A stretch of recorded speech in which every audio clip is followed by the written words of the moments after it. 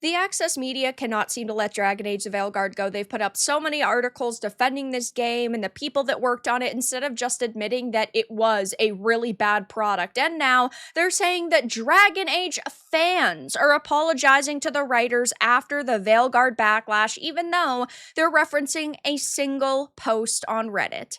I have a few different things to show off, but before I get into the topic, if you enjoy the content I create, check out the links in the description, join the community in my live streams, and consider supporting through Patreon or YouTube memberships. Now, it's pretty pathetic that at this point, the media still doesn't understand what it is that fans did not like about the Veilguard, and they're just chalking it up to racism and sexism and bigotry instead of really bad writing, poor environments. You had a really mediocre story, awful character development. Like, they just cannot really see the problems that everybody else can. So it's an article by TheGamer, not a shocker there. Dragon Age The Veilguard launch must have been a turbulent time for BioWare. Reviews were great across the board.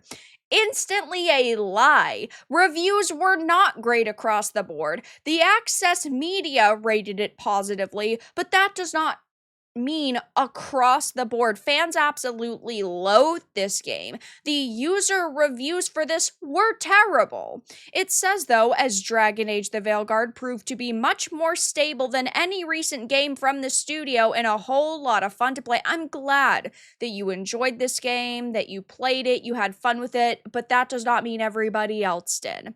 However, when it got into the hands of longtime fans, they were quick to notice that the game's tone was very different from previous entries, getting rid of the bite many of us loved. It was wildly different. It was a politically correct, toned down Dragon Age for modern audiences. It was trash. That's not even getting into the comments that went beyond any actual critique of the game, as some attacked the Veilguard for having LGBTQ plus characters, something it has had from the first game and has only expanded upon in sequels. Put simply, it must have sucked to work on the game, as there were many who took their criticism way too far, resulting in some higher-ups leaving social media. I hate to say it, but if you can't take the heat, get out of the kitchen. It was good that they ended up leaving social media after they faced backlash, because if they're that soft that a few mean words on the internet bothered them so much, it's just probably not the space that they should be in. If that's what they need to do to protect their mental health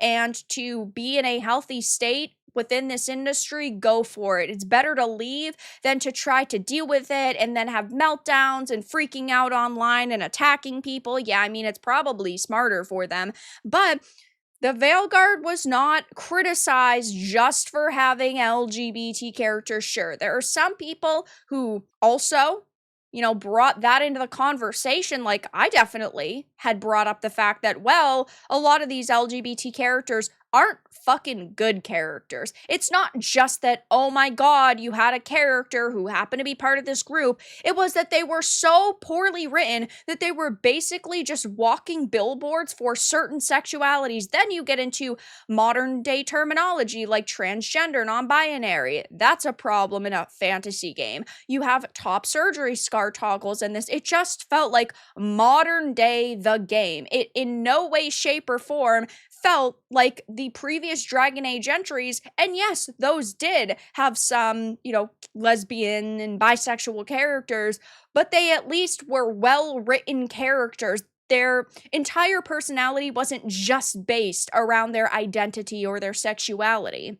It says, though, that Dragon Age fans are now apologizing after a new report pins the blame for Veilguard's shortcomings on EA. So I was sitting here and I was thinking to myself, wow, like, if they're writing an article on this, surely there must be a lot of people who have suddenly changed their minds. It is a post over on Reddit that, yeah, sure, now has 300 upvotes, but that's it. It's basically just one post that the media decided to latch onto because it pushes the narrative that they wanted to push, which is, oh, people feel so bad and people are apologizing to these writers. And listen, you're allowed to like this game. If you like the Veilguard, that's cool. I'm glad you had fun with it. I'm glad you had a good time and that maybe you're recommending it to people.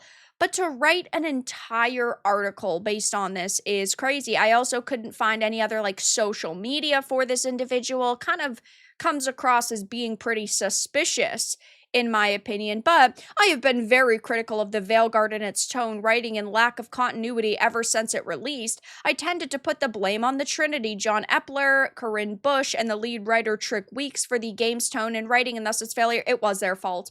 I do not care if EA had started pushing them to live service and then, had them backtrack. Sure, EA is partially to blame here. They are not solely to blame. It is the writers and the directors and the producers who came up with bad characters like Tosh. It is the writers, directors, and producers who decided to push away existing fans by making something that was modern and that was politically correct. It was these people who came up with the awful story. It is their fault, at least in part. I assume that nobody cares about my thoughts, yet I want to acknowledge that me constantly blaming the Trinity pushed the idea that they were either the sole reason or one of the major reasons for the game's failure and the death of the franchise. Yes, they were one of the major reasons for the game's failure and the death of the franchise. They are part of the reason why we're never going to get another Dragon Age game, or it's going to be like 20 years before we get another one. They are bad at their jobs, plain and simple,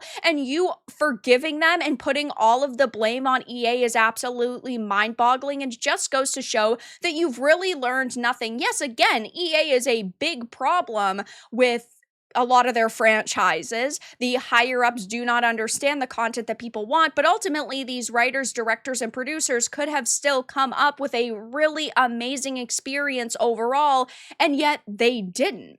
As the article goes on to say, though, they covered in a previous report on the matter, those close to the project had already credited Bush for getting development back on track. She joined the Veilguard as the director back in 2022, despite many of the creative decisions having already been made then, as well as the disastrous pivot to multiplayer and then back to single player. Bush was blamed and made the subject of abuse over the game's shortcomings. Yes, when you do a bad job, you do get criticized, and maybe this game was in an even more disastrous state before this person joined the team. I personally do not believe it could have been that much worse, and I do not think that the product that we got at the end of the day shows their leadership and shows their best qualities, and they put it together to at least make sense. Like, nothing in this game really made sense. So of course the Access media just wants to continue to damage control for BioWare and someone like Corinne Bush, and also have another reason to attack gamers.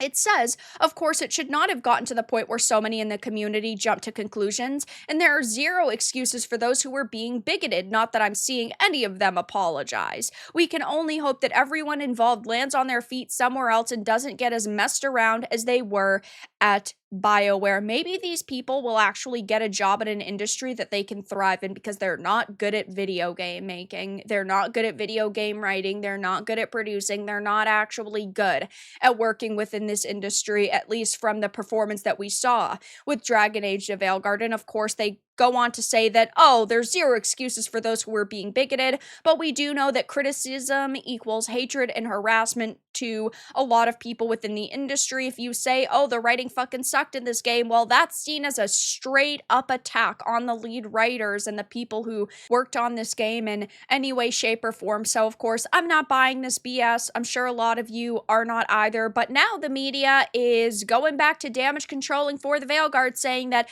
Dragon Age fans are apologizing to the writers after the Veilguard backlash so that they can just put up another article that really is just attacking gamers for criticizing this awful experience. But that's all that I really had to discuss in this video. Let everyone know your thoughts in the comments below. If you enjoyed this, give it a like, and if you didn't, give it a dislike. I appreciate your support either way, but I'll talk to you all again in the next video really soon.